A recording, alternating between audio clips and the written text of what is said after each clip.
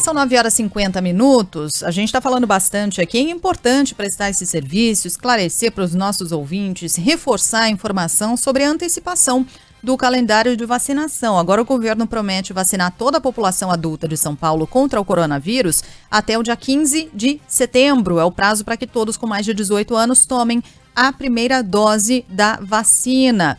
Então, a gente vai aos pouquinhos repetindo aqui as faixas etárias e as datas exatamente. Vamos, claro, atualizar isso para ver se esse calendário vai ser cumprido também. Enquanto essa vacinação prossegue, caminha, os cuidados contra a Covid-19 precisam ser mantidos. Para falar mais desse assunto com a gente, o Dr. Juarez Cunha está conosco, ele é médico pediatra, presidente da Sociedade Brasileira de Imunizações. Bom dia, doutor. Bom dia, Sheila e Sandro, um prazer estar aí com vocês. Bom, doutor, essa nova antecipação do calendário de vacinação em São Paulo pode mesmo ajudar a conter a pandemia? A gente segundo semestre com volume muito mais significativo de pessoas imunizadas e quais os cuidados que a gente ainda assim precisa manter, doutor? Bem, Sheila, primeiro, essa notícia que é muito boa, né? Não é só São Paulo, vários estados, eu sou aqui do Rio Grande do Sul, também aqui a nossa previsão é até setembro, pelo menos vacinar toda a população adulta acima de 18 anos com a primeira dose, né? Mas são duas coisas importantes que nós temos que lembrar aqui. Primeiro, que fazer a segunda dose é fundamental. Então, essas vacinas que nós estamos utilizando no Brasil, claro que essa semana até chega a vacina da Janssen, que é dose única, mas as vacinas que são em 2 doses, as pessoas têm que lembrar de fazer a segunda dose, porque através da segunda dose que a gente consegue aquela proteção máxima para aquela vacina e também mais prolongada. Então, isso é a primeira coisa importante.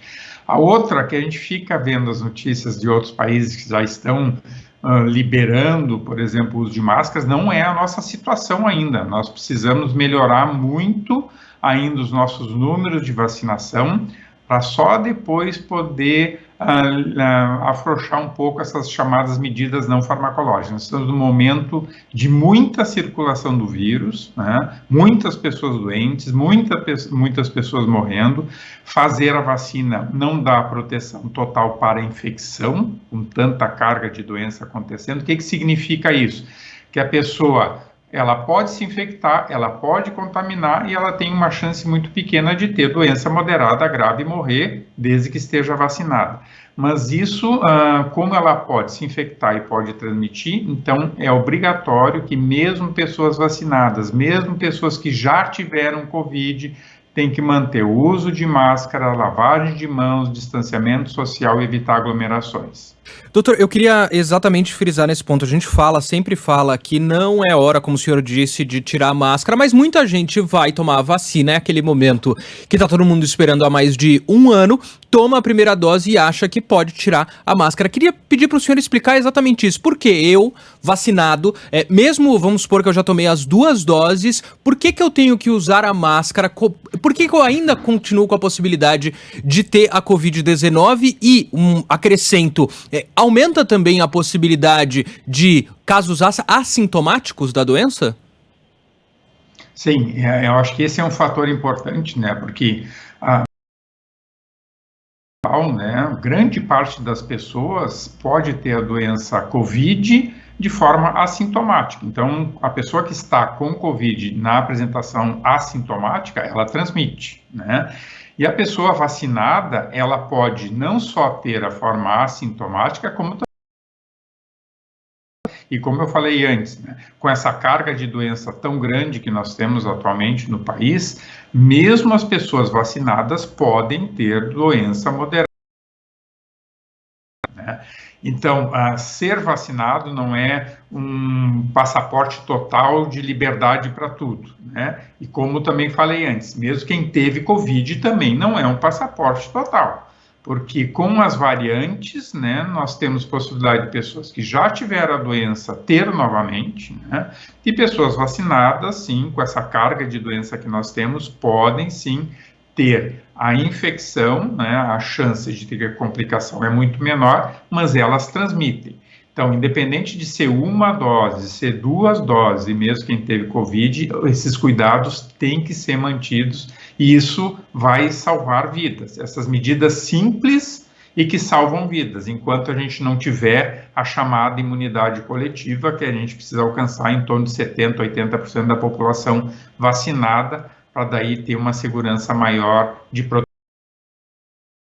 Em algum momento nessa evolução aí, poder relaxar um pouco essas medidas não farmacológicas. Doutor, a gente tem visto um movimento preocupante, que é o de pessoas que poderiam estar se vacinando, já foram contempladas de acordo com o calendário, mas que têm receio de se vacinar, seja porque tem receio das reações, que, aliás, são comuns, e aí gostaria de ouvi-lo sobre essas reações, mas também porque querem ficar, eventualmente, escolhendo uma vacina e não outra, dependendo de qual é. É temerário esse comportamento, não é, doutor? As pessoas precisam se vacinar o quanto antes, assim que puderem, né? Eu acho que nós temos um exemplo maravilhoso aqui no Brasil, né, aí no estado de São Paulo, que é o município de Serrana, que nos mostrou que, tendo uma vacinal elevada e com uma adesão importante da população, né, se consegue idade, né? Mas eu acho que isso é importante, Sheila, a gente comentar. Primeiro, 2 aspectos, assim, né? Eu acho que as pessoas têm que se conscientizar que a doença Covid ainda no Brasil está matando 2 a 3 mil pessoas por dia, então é uma doença que é muito séria. As vacinas causam eventos adversos, qualquer vacina que a gente utiliza pode causar eventos adversos, mas comparado com a doença natural e complicadora e causadora de morte do que os raros eventos adversos graves que a gente tem com a vacina. Evento adverso leve é comum, assim, dor local, ficar inchado, vermelho, febre, mal-estar, dor no corpo, dor de cabeça. Isso, em geral, regride em 2, 3 dias, né?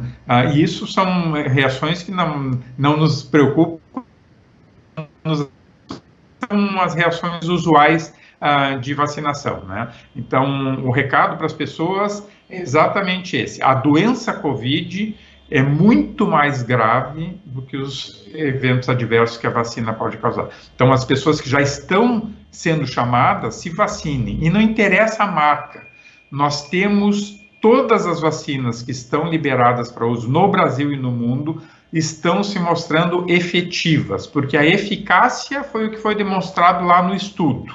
A efetividade é vida real. Então, na vida real, independente da marca da vacina, nós temos tido ótimos resultados com qualquer uma delas. Então, como vários têm dito, a melhor vacina é aquela que está sendo aplicada no teu braço. Não escolham. Oferecido, e quanto mais rápido a gente conseguir aplicar o máximo possível de vacina, mais rapidamente a gente vai conseguir controlar. Deixa eu fazer, pra gente finalizar, só, como o senhor falou, os efeitos adversos, né, são comuns, a gente tá acostumado, dor no braço, tem várias vacinas que a gente toma, dá aquela dor no braço. 2 perguntas muito específicas para ajudar os ouvintes. Pode, claro, falando com o médico, tive ali, o braço tá um pouco mais pesado, ou, como o senhor falou, uma dor de cabeça, posso tomar o medicamento que normalmente toma? E qual é o efeito adverso considerado um pouco mais grave, que aí é melhor entrar em contato com o médico? Não para causar pânico, mas para que o ouvinte saiba, olha, se eu sentir isso aqui, melhor dar uma ligada pro médico. Bem, Sandro, assim, o uso de medicação para esse tipo de sintomas que a gente já relatou aqui, que são usuais e que podem acontecer, né, como dor local, febre, mal-estar, pode ser utilizada a medicação que, em geral, a pessoa utiliza, né? Nós, em geral, recomendamos o uso do paracetamol, que é uma medicação que também é de fácil acesso para a população e que pode ser usada desde que tenha necessidade, né? O que significa necessidade? Está com uma dor de cabeça importante, está com uma febre acima de 37,5, está com dor no local, pode ser usado, sim, um paracetamol como um analgésico antitérmico. Outra coisa importante, Sandro, que eu acho que, daí respondendo a outra pergunta sobre os eventos adversos que nos preocupa. Bem, os eventos adversos têm, o correto, o ideal é que todos os eventos adversos para a Secretaria de Saúde local. em especial esses moderados e, claro, que moderados para graves, né? O que significa evento adverso grave? Evento adverso grave é aquele que tem uma relação temporal com a vacina, né, e que eu tenho que descartar se pode ser causado pela vacina ou não. O que é temporal? Eu fiz a vacina e 2, 3 dias depois eu tive... Vou dar um exemplo que tem que ser feito na vigilância. Eu fiz a vacina e 3 dias depois eu tive um infarto. Tá? Temporalmente, eu tenho a relação vacina e infarto. Não significa que o infarto foi causado pela vacina, mas isso quem avalia e quem faz essa investigação é a vigilância. Então, qualquer situação que envolva, em especial, necessidade de procura de médico, necessidade de hospitalização, necessidade de ir em alguma emergência, isso é considerado grave, né, e a gente tem que notificar a secretaria, que tem um comitê local, municipal, um outro estadual e um outro federal, que avaliam esses eventos adversos e orientam o que as pessoas for contraindicado fazer a segunda dose, que isso é muito importante. E travou ali no finalzinho. Os eventos adversos que são... A gente está com instabilidade ali na comunicação, uma instabilidade ali bem no finalzinho. Retomado, portanto. Só para o senhor concluir o seu raciocínio, doutor. Tá, então dos eventos adversos graves, né, o que a gente tem que cuidar é que esses eventos adversos, por da secretaria, e esses eventos adversos graves, às vezes, vão contraindicar, inclusive, a dose posterior. Esses moderados que tu perguntou, Sandro, febre, mal-estar, dor de cabeça, não contraindica a segunda dose, né? Os eventos adversos que podem ser mais graves e que são raríssimos, esses sim podem contraindicar. Por isso que é importante notificar a vigilância do seu município. É isso, doutor Juarez Cunha, presidente da Sociedade Brasileira de Imunizações. Obrigada pela entrevista, pelas informações, doutor. Até uma próxima. Boa semana. Bom dia, bom trabalho para vocês. Foi um prazer ter participado aí. Obrigada. Obrigado, doutor.